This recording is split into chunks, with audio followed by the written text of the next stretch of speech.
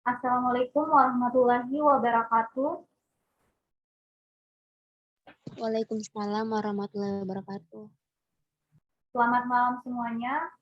Pada kesempatan kali ini, terlebih dahulu saya ingin panjatkan puji syukur kepada Allah Subhanahu wa Ta'ala, serta salam dan salawat kita kepada junjungan Nabi Muhammad Shallallahu Alaihi Wasallam. Terlebih dahulu, saya ingin mengucapkan terima kasih kepada Ibu Ainun Ariza, SPD MSc, selaku dosen pengampu mata kuliah Teori Akuntansi. Pada kesempatan kali ini, perkenalkan nama saya Rismawati dengan NIM 105731124 dari Akuntansi 19G Universitas Muhammadiyah Makassar.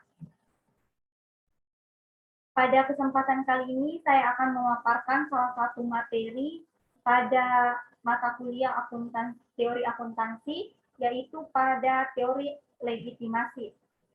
Untuk mempersingkat waktu, langsung saja kita pada pemaparan materi.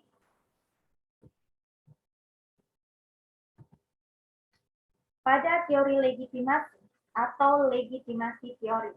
Terlebih dahulu kita harus mengetahui dari kata legitimasi ini. Legitimasi sendiri merupakan sebuah sistem pengelolaan perusahaan yang berorientasi pada keberpihakan terhadap masyarakat atau society, pemerintah, individu, dan kelompok masyarakat. Legitimasi dapat dianggap sebagai menyamakan persepsi atau asumsi bahwa tindakan yang dilakukan suatu entitas adalah merupakan tindakan yang diinginkan. Maksud dari tindakan yang diinginkan di sini bahwa tindakan tersebut pantas ataupun sesuai dengan sistem norma, nilai, kepercayaan, dan definisi yang dikembangkan secara sosial. Kemudian, selanjutnya, dasar pemikiran dari teori legitimasi yaitu bahwa suatu organisasi atau perusahaan akan terus berlanjut keberadaannya jika masyarakat menyadari bahwa organisasi beroperasi untuk sistem nilai yang sepadan dengan sistem nilai masyarakat itu sendiri. Teori legitimasi dalam bentuk umum memberikan pandangan yang begitu penting terhadap praktik pengungkapan sosial perusahaannya. Legitimasi sendiri merupakan sesuatu yang dianggap penting bagi masyarakat dan sesuatu yang dianggap penting bagi perusahaan dikarenakan legitimasi masyarakat kepada perusahaan menjadi faktor yang strategi bagi perkembangan perusahaan di masa yang akan datang. Selanjutnya, pada pembahasan di awal tadi, kita sudah menjelaskan mengenai teori legitimasi. Selanjutnya, kita akan mengetahui apa sih sebenarnya teori legitimasi, bagaimana sih sebenarnya teori legitimasi ini. Teori legitimasi atau legitimasi teori berfokus pada interaksi antara perusahaan dengan masyarakat. Teori ini menyatakan bahwa organisasi adalah bagian dari masyarakat, sehingga harus memperhatikan norma-norma sosial kemasyarakatannya, karena dengan memperhatikan norma-norma seperti sosial kemasyarakatan akan sesuai dengan norma sosial yang membuat perusahaan semakin legitimasi atau sah. Jadi legitimasi itu berarti perusahaannya itu sah. Kemudian menurut Ghazali atau Khairili pada 2007 menyatakan bahwa hal yang mendasari teori legitimasi adalah kontrak sosial antara perusahaan dengan masyarakat, di mana perusahaan beroperasi menggunakan sumber ekonomi. Dengan demikian, legitimasi memiliki manfaat untuk mendukung keberlangsungan hidup suatu perusahaan. Teori legitimasi menganjurkan perusahaan untuk meyakinkan bahwa aktivitas dan kinerjanya dapat diterima oleh masyarakat. Perusahaan menggunakan laporan tahunan untuk menggambarkan kesan tanggung jawab lingkungan sehingga mereka dapat diterima oleh masyarakat. Selanjutnya, teori legitimasi ini menganjurkan perusahaan untuk meyakinkan bahwa aktivitas dan kinerjanya dapat diterima oleh masyarakat. Perusahaan menggunakan laporan tahunan mereka untuk menggambarkan kesan tanggung jawab lingkungan sehingga mereka dapat diterima oleh masyarakat. Kemudian selanjutnya menurut Lidblom 1994 dalam Ahmad 2007 menyatakan bahwa suatu organisasi mungkin menerapkan 4 strategi legitimasi ketika menghadapi berbagai ancaman legitimasi. Dari keempat strategi tersebut, hanya ada 2 yang sangat penting untuk diterapkan untuk strategi legitimasi, yaitu legitimasi memiliki 2 strategi penting. Yang pertama yaitu strategi legitimasi ketika menghadapi berbagai ancaman legitimasi. Kemudian yang kedua, strategi legitimasi ketika organisasi menemui ancaman legitimasi.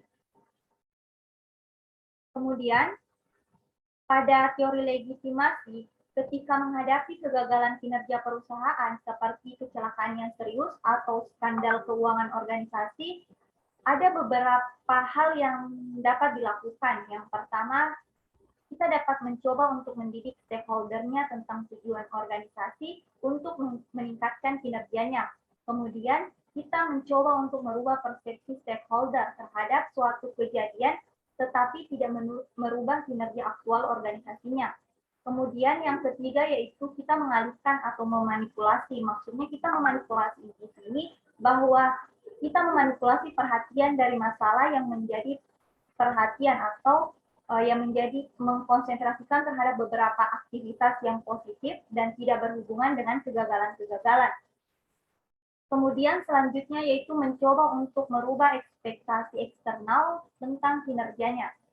Kemudian selanjutnya strategi legitimasi ketika organisasi menemui ancaman legitimasi, kita dapat melakukannya dengan 4 langkah. Yang pertama, meyakinkan stakeholder melalui edukasi dan informasi mengenai kesesuaian tindakan organisasi daripada mengubah tindakan atau kebijakan yang telah diambilnya, atau dapat dilakukan pula dengan menjustifikasi para stakeholder tentang tujuan atau maksud organisasi untuk meningkatkan kinerjanya melalui perubahan organisasinya. Kemudian yang kedua yaitu kita dapat melakukan persepsi organisasi atau kita mengubah persepsi organisasinya. Tapi dengan mengubah persepsi organisasi tidak perlu mengubah kinerja aktual organisasinya. Kemudian yang ketiga yaitu mengalihkan perhatian dari isu-isu penting lain yang berhubungan lewat pendekatan emotif simbol untuk memanipulasi persepsi stakeholder. Kemudian yang keempat, mengubah ekspektasi eksternal tentang kinerja organisasi. Kemudian selanjutnya, dari keempat strategi tersebut, yang dilakukannya untuk mewujudkan strategi tersebut, kita dapat lakukan dengan cara mengungkapkan informasi perusahaan kepada publik, seperti pengungkapan dalam annual report, teori legitimasi dalam bentuk umum, memberikan pandangan penting terhadap praktek pengungkapan sosial perusahaan. Kebanyakan inisiatif sebuah perusahaan mengenai hal utama pengungkapan sosial perusahaan bisa ditelusuri pada suatu atau lebih strategi. Misalnya, ketika kecenderungan umum bagi pengungkapan sosial perusahaan untuk menekankan pada poin positif bagi perilaku organisasi dibandingkan dengan elemen yang negatif. Teori legitimasi sendiri didasarkan pada pengertian kontrak sosial yang diimplikasi antara institusi sosial dan masyarakat. Teori tersebut dibutuhkan oleh institusi-institusi untuk mencapai tujuannya agar kongren dengan masyarakat luas. Selanjutnya, pada teori legitimasi atau legitimasi teori terdapat beberapa fase legitimasi. Ada 3 fase legitimasi. Yang pertama yaitu memperoleh legitimasi. Kita dapat memperoleh legitimasinya dengan seperti masyarakat memberikan legitimasi kepada organisasi baru. Kemudian yang kedua, mengekalkan atau memulihkan legitimasi. Hal ini dapat kita lakukan dengan mengambil tindakan terhadap masalah yang berlaku seperti isu keselamatan. Kemudian yang ketiga, kerugian atau pengabaian. Kerugian atau pengabaian, organisasi menganggap bahwa kos untuk legitimasi tidak bernilai karena telah mendapat kepercayaan masyarakat. Namun, ketika terjadi ketidakselarasan antara aktivitas perusahaan perusahaan dengan harapan stakeholder, maka akan terjadi legitimasi gap. Maksudnya legitimasi gap itu yaitu perbedaan kepentingan antara masyarakat dan perusahaan dari segi penilaian dan harapan. Menurut New et al. 1998 berpendapat bahwa untuk mengurangi legitimasi gap, yaitu perbedaan antara masyarakat dan perusahaan ini, perusahaan harus mengidentifikasi aktivitas yang ada di bawah kendalinya dan mengidentifikasi publik yang memiliki power sehingga mampu memberikan legitimasi kepada perusahaannya. Selanjutnya, untuk variabel-variabel pada teori legitimasi, ada dua variabel yang menjadi patokan pada teori legitimasi. Yang pertama, variabel corporate social performance yang terletak pada pengungkapan sosial perusahaannya. Perusahaan mengungkapkan kinerja sosial perusahaannya untuk mendapatkan legitimasi dari stakeholder-nya. Kemudian variabel yang kedua yaitu variabel competitive advantage, yaitu keunggulan bersaing. Keunggulan bersaing maksudnya itu terletak pada perusahaan yang mengungkapkan keunggulannya yang dimiliki. Maka perusahaan akan mendapatkan legitimasi dari stakeholder dan meningkatkan citra perusahaannya. Selanjutnya, legitimasi dapat dikatakan sebagai manfaat atau sumber potensi bagi perusahaan untuk bertahan hidup.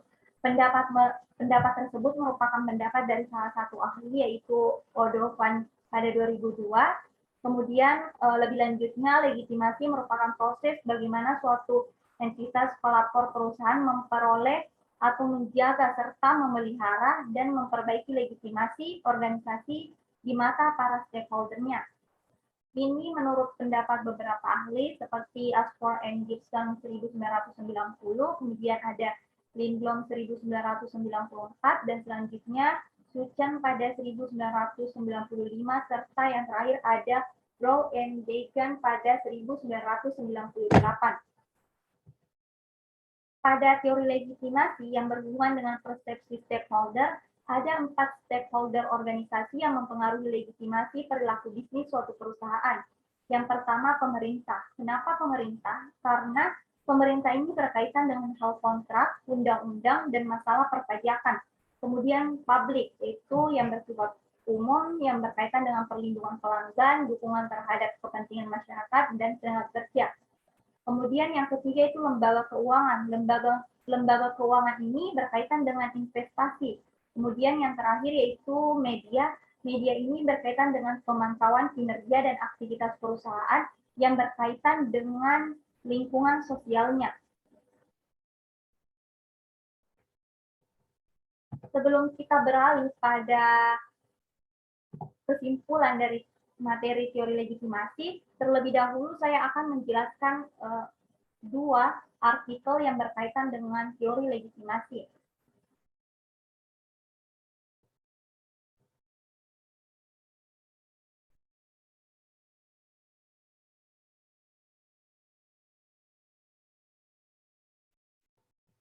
Artikel yang pertama yang berkaitan dengan teori legitimasi yaitu pengujian simultan kinerja lingkungan atau corporate social responsibility, disclosure, dan kinerja keuangan dalam perspektif teori legitimasi.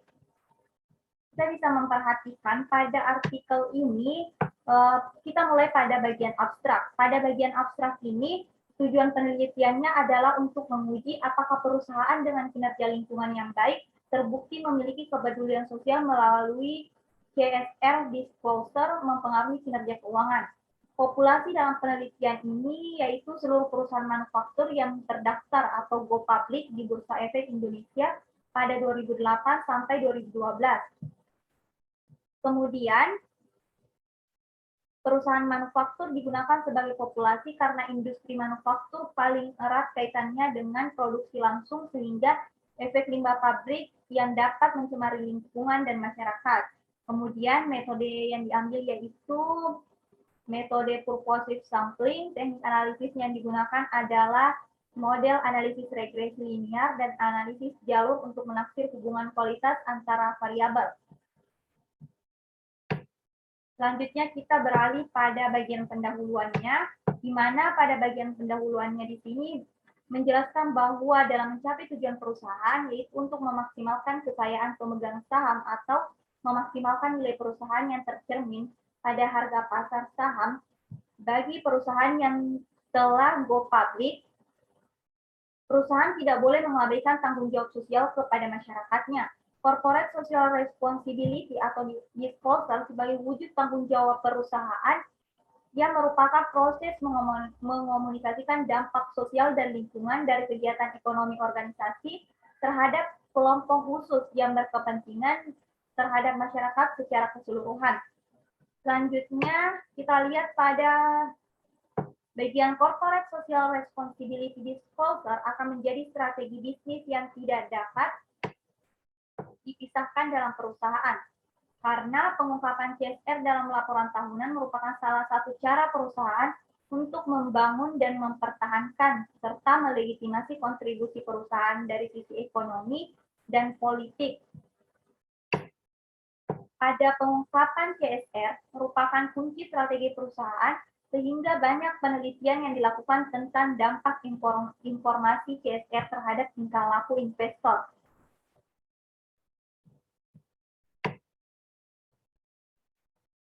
Selanjutnya, penelitian ini akan menguji kembali secara simultan yaitu mengenai pengaruh kinerja lingkungan terhadap kinerja keuangan dengan mengembangkan penelitian yang pernah dilakukan oleh Rahmawati dan Ahmad pada 2002.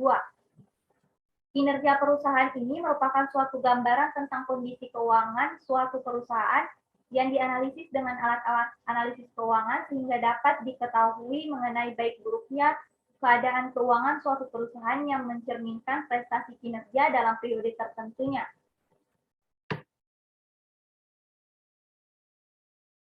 Dapat dilihat pada metode penelitiannya, populasinya itu perusahaan yang bergerak di bidang manufaktur, yang menerbitkan laporan tahunan annual report-nya pada 2008 sampai 2012. Corporate CSR disclosure-nya dapat diukur dengan menggunakan CSR Index Majemuk. Di sini variabel interviewnya yang berupa CSR yaitu ekonomi, lingkungan, tenaga kerja, hak asasi manusia, produk, dan sosial. Kemudian selanjutnya kita beralih pada kesimpulan dan saran. Pada kesimpulan dan saran tidak terdapat pada penelitian dalam artikel ini dapat disimpulkan bahwa tidak terdapat pengaruh yang positif antara kinerja lingkungan atau proper perusahaan terhadap kinerja keuangan. Kinerja lingkungan bukanlah satu-satunya yang mempengaruhi pengelolaan model perusahaannya. Hal ini tidak sejalan dengan teori legitimasi yang menegaskan bahwa kinerja lingkungan sangat berakibat besar terhadap kinerja keuangan perusahaan yang tercermin pada tingkat return tahunan perusahaan dibandingkan dengan return industrinya. Selanjutnya, terdapat pengaruh antara kinerja lingkungan terhadap CSR disclosure. Perusahaan yang memiliki kinerja lingkungan yang tinggi akan memposisikan mereka sebagai perusahaan yang memiliki aktivitas yang berguna dan kualitas pengungkapannya terhadap masyarakat dan lingkungannya. Hasil penelitian ini akan sejalan dengan penelitian yang sudah saya sebutkan tadi, yaitu penelitian Ala Rahmawati dan Tarmizi Ahmad pada 2012. Kemudian kita bisa lihat bahwa terhadap pengaruh yang positif antara kinerja lingkungan dan kinerja keuangan melalui CSR disclosure. Perusahaan yang sudah menerapkan tanggung jawab sosial ketika akan melakukan kerjasama dengan para investor akan lebih menunjukkan komitmen untuk mempertanggungjawabkan segala dampak operasi dalam bidang sosial, ekonomi, dan lingkungannya. Kinerja lingkungan perusahaan begitu penting dalam menentukan alokasi sumber keuangan dan pengungkapan tanggung jawab perusahaan, sehingga para investor tertarik bekerja sama dengan perusahaan yang menerapkan tanggung jawab sosial yang tinggi. Selanjutnya kita beralih pada artikel yang kedua, yaitu pengungkapan tanggung jawab sosial perusahaan yang ditinjau dari teori legitimasi dan teori stakeholder. Pada bagian pendahuluannya dapat dilihat bahwa kasus pencemaran lingkungan yang dilakukan oleh beberapa perusahaan menjadi sebuah cerminan dari kurang adanya tanggung jawab sosial perusahaan. Beberapa contoh kasus yang terjadi di Indonesia yaitu kasus pencemaran oleh PT Freeport Indonesia yang merusak habitat di sekitar penambangan dan PT Inti Indoraya, utama di Sumatera Barat karena dianggap telah membahayakan lingkungan sosial di daerah Porsea. Pencemaran lingkungan oleh perusahaan tidak hanya disebabkan oleh industri manufaktur, tetapi juga perusahaan yang bergerak dalam industri pariwisata juga turut andil dalam meningkatkan pencemaran lingkungan. Penelitian yang dilakukan oleh Kadir Çigoglu pada 2014 di Turki menemukan bahwa konsumsi, akomodasi, dan manajemen atraksi pariwisata. Selanjutnya, saat ini pengungkapan tanggung jawab sosial perusahaan tidak hanya dilakukan oleh perusahaan besar di negara maju, melainkan juga dilakukan di negara berkembang. Tinjauan lebih lanjut terhadap perbedaan pengungkapan tanggung jawab sosial di negara maju dan negara berkembang adalah adanya kemungkinan bahwa kerangka tanggung jawab sosial di negara maju tidak sepenuhnya diterapkan di negara berkembang. Artikel ini menyajikan faktor-faktor yang berpengaruh terhadap pengungkapan tanggung jawab sosial perusahaan melalui sudut pandang teori legitimasi dan teori stakeholder baik di negara maju dan berkembang. Perbandingan faktor-faktor pengungkapan di negara maju dan berkembang tujuannya untuk mendapatkan pemahaman secara komprehensif mengenai perbedaan di antara kedua kelompok tersebut. Penulis berharap artikel ini dapat berkontribusi baik secara teoritis maupun praktis terkait faktor-faktor yang mempengaruhi pengungkapan tanggung jawab sosial perusahaan. Kemudian kita beralih pada hasil dan pembahasan. Pada hasil dan pembahasan, di bagian teori legitimasi, corporate social disclosure merupakan pelaporan sukarela yang dilaksanakan oleh perusahaan. Terdapat beberapa faktor yang mempengaruhi CSD di negara maju berdasarkan analisis konten yang telah dilaksanakan. Jika ditinjau berdasarkan teori legitimasi, salah satu faktor yang mempengaruhi pada tingkat CSD adalah ukuran perusahaannya. Pernyataan tersebut didukung oleh empiris yang dilakukan oleh peneliti di beberapa negara. Faktor utama perusahaan. Faktor ukuran perusahaan merupakan faktor yang paling banyak dipertimbangkan dalam meneliti faktor-faktor yang mendorong CSD. Seluruh hasil penelitian empiris yang telah disebutkan menemukan bahwa semakin besar perusahaan, maka perusahaan akan cenderung mengungkapkan tanggung jawab sosial perusahaannya. Faktor berikutnya dari sudut pandang teori legitimasi adalah jenis industri perusahaannya.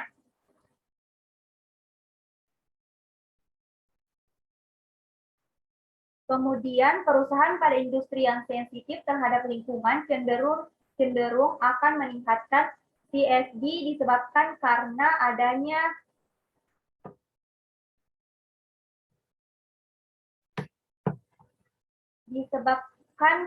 adanya usaha untuk menjaga legitimasi dan reputasi perusahaan dari masalah yang timbul akibat aktivitas perusahaan yang membahayakan lingkungan. Kemudian, teori legitimasi juga menyajikan pandangan bahwa CSD dipengaruhi oleh perhatian atau exposure media. Faktor ini terbukti di negara-negara seperti Jerman, Spanyol, dan negara-negara lainnya.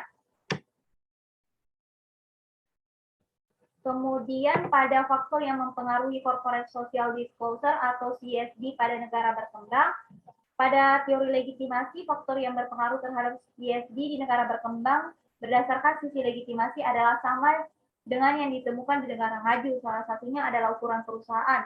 Faktor ukuran perusahaan ditemukan berdasarkan penelitian empiris yang dilakukan di Bangladesh dan negara-negara berkembang lainnya.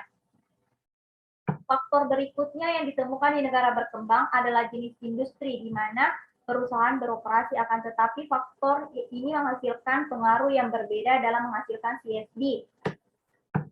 Selanjutnya, salah satu faktor unik yang ditemukan dalam praktik CSD di negara berkembang adalah pemberian penghargaan bagi perusahaan dengan kinerja sosial dan lingkungan yang baik. Selanjutnya, pada kesimpulan,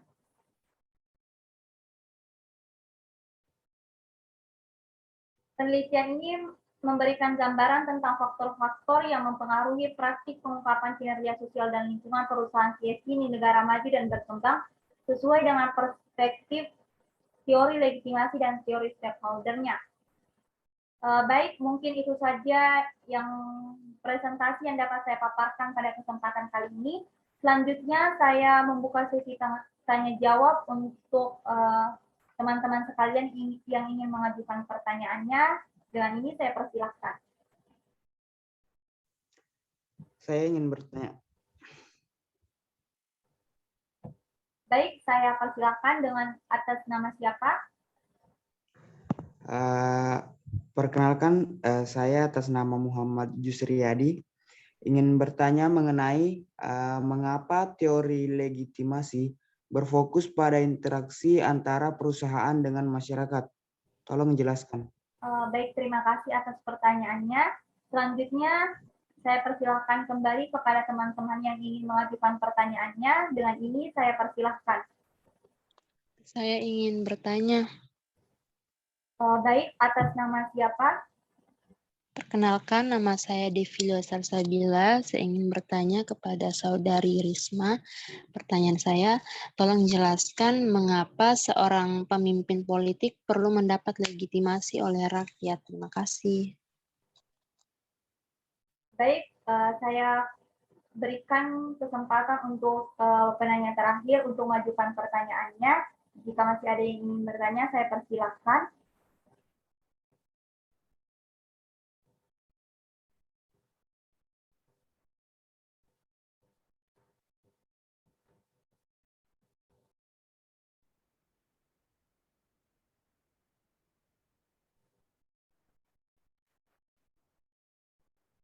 Mungkin hanya itu yang ingin bertanya. Saya akan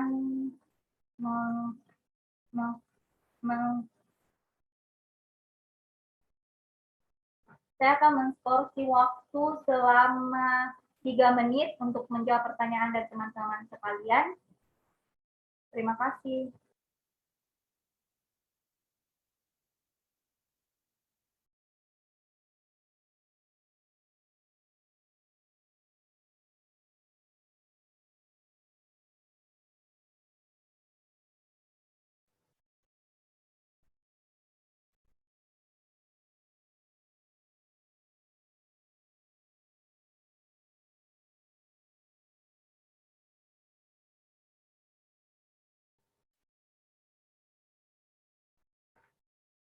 Baik, pertanyaan pertama, saya akan menjawab pertanyaan dari Deslia Wahid Salsabila. Pertanyaannya yaitu mengapa seorang pemimpin politik perlu mendapat legitimasi oleh rakyat. Jawabannya pada suatu negara demokrasi, legitimasi politik merupakan hasil dari kehendak rakyat yang merupakan bentuk kedaulatan rakyat melalui pemilihan umum. Tujuan dan legitimasi politik di negara demokrasi sebagai bentuk perlindungan terhadap hak asasi manusia dalam kewarganegaraannya. Selanjutnya saya kembalikan kepada penanya, apakah jawaban yang saya berikan sudah cukup jelas atau perlu ditambahkan atau ditanggapi? Saya kembalikan kepada penanya. Terima kasih kepada Saudari Rismawati yang telah menjawab pertanyaan dari saya. Jawabannya sudah sangat jelas, jawabannya saya terima. Terima kasih.